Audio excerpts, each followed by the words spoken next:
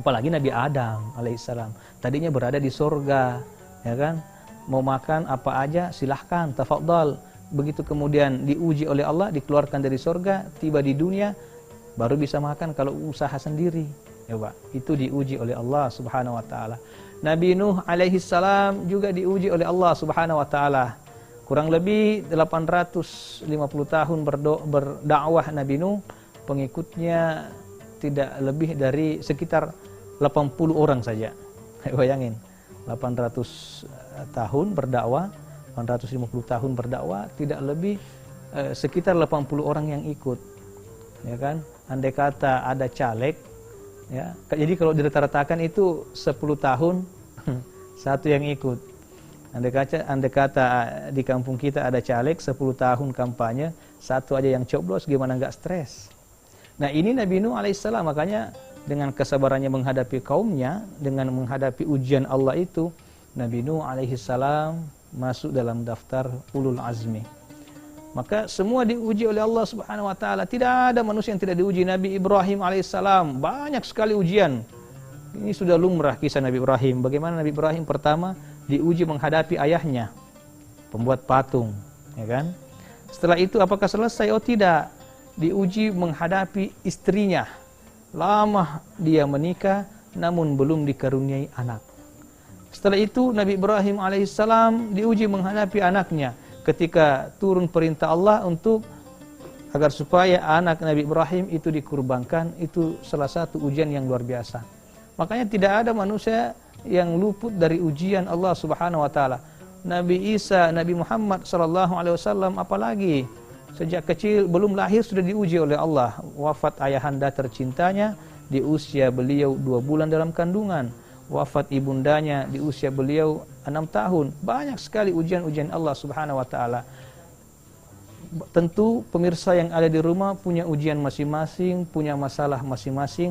Entah masalah dengan keluarga, entah masalah dengan tetangga, entah masalah dengan diri sendiri, dengan suami dan lain sebagainya. Ingatlah bahwa ketika Allah menguji hambanya, tentu Allah ingin naikkan kelasnya. Anak SD yang ingin naik ke SMP itu tidak bisa naik kalau nggak diuji. Demikian pula SMP ke SMA nggak bisa naik kalau nggak diuji. Ujiannya beda-beda. Ujian mahasiswa beda dengan anak SD. Kalau anak SD, kelas 1 SD ditanya 7 kali 8 berapa, mungkin mereka masih bingung. Ya kan? Mungkin mereka masih bingung, tapi kalau mahasiswa yang ditanya mungkin gampang, enteng. Makanya la yukallifullahu nafsan illa wus'aha.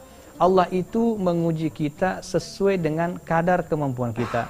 Maka ketika kita menghadapi ujian, yakin dan percaya bahwa Allah yakin bahwa kita lebih hebat, bahwa kita mampu menghadapi ujian itu.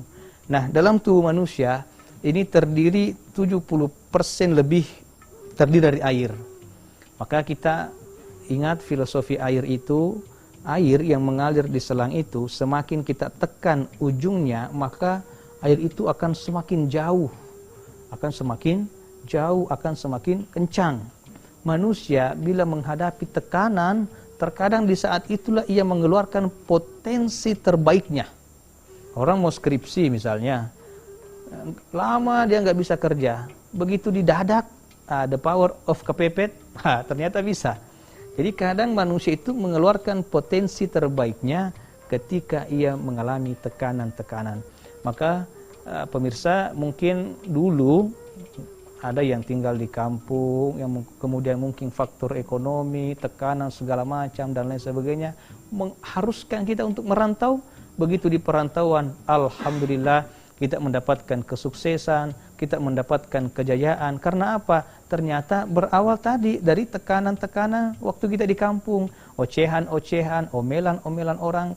Terkadang kita enggak dihargai, tapi karena ternyata tekanan itulah yang kemudian menjadi spirit untuk kita untuk melakukan perubahan.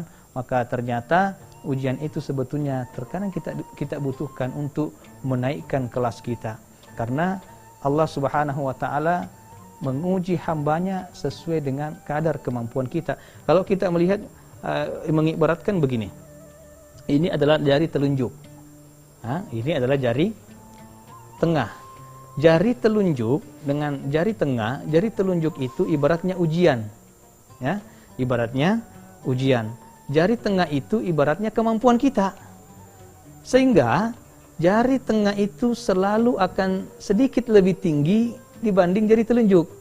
Artinya apa? Dalam menghadapi ujian-ujian, kemampuan kita dalam menghadapinya akan lebih tinggi sedikit dibanding ujian itu. Itulah la yukallifullahu nafsan illa wus'aha. Allah itu tidak akan menguji hambanya di luar batas kemampuan hambanya.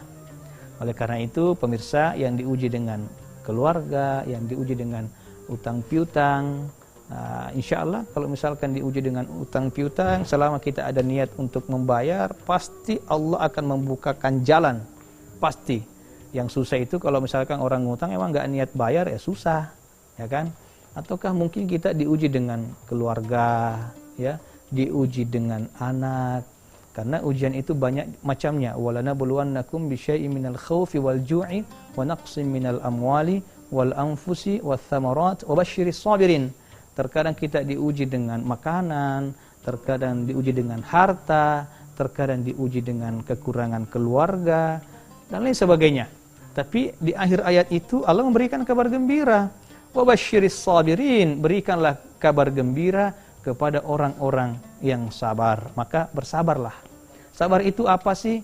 Sabar itu yang namanya sabar itu pada saat dentuman pertama. Misalnya ada orang yang tiba-tiba nggak sengaja atau apa mukul kita, nyenggol kita. Di situ kadang ada dentuman pertama, langsung kita mau marah. Kapan kita meredam? Itulah sabar. Ya. Maka pemirsa yang dirahmati Allah, apapun yang menimpa kita, diuji dengan rumah tangga, mudah-mudahan kita bisa melewati ujian itu sehingga insya Allah keluarga kita menjadi keluarga yang sakinah, mawaddah warahmah. Ya, keluarga yang sakinah juga bukan berarti keluarga yang tidak pernah merasakan yang namanya konflik. Nggak ada cerita itu keluarga yang nggak punya masalah. Nggak ada keluarga yang 10 tahun berkeluarga nggak pernah bertengkar sama istrinya. Nggak ada itu. Ya, kalau ada orang yang 10 tahun, 20 tahun berkeluarga nggak pernah bertengkar sama istri, ya itu dipertanyakan itu. Karena yang namanya sakinah, tenang, bukan berarti tanpa masalah. Yang namanya sakinah, yang namanya ketenangan dalam rumah tangga, ibaratnya kopi. Pemirsa, Bapak Ibu, biasa minum kopi pagi-pagi, siapin kopinya. Kopi itu kemudian dituangkan ke gelas, nih, dicampur air panas, kemudian dituangkan gula, kopi, kemudian diaduk-aduk. Diaduk-aduk, ditunggu sampai ia bercampur, kemudian disimpan, ditenangkan, lalu dinikmati.